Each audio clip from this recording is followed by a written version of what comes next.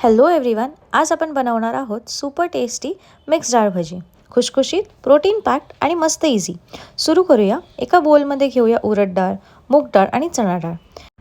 ही डाळ 3-4 वेळी चांगल्या पाण्यातून वॉश करून ओव्हरनाईट किंवा कमीत कमी 5-6 तासांसाठी सोक करूया.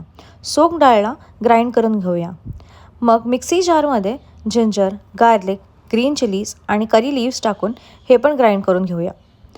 आता हे सगळं एकत्र मिक्स करून त्यात ॲड करूया 1/2 टीस्पून हळद आणि सॉल्ट आणि चांगलं मिक्स करून 15 मिनिट्ससाठी रेस्ट देऊया, सर्व फ्लेवर सेटल होईपर्यंत. आता हॉट ऑइलमध्ये लहान लहान राऊंड भजी ड्रॉप करून गोल्डन ब्राऊन क्रिस्प होईपर्यंत फ्राय करा. क्रिस्पी आणि फ्लफी मिक्स डाळ भजी रेडी आहेत.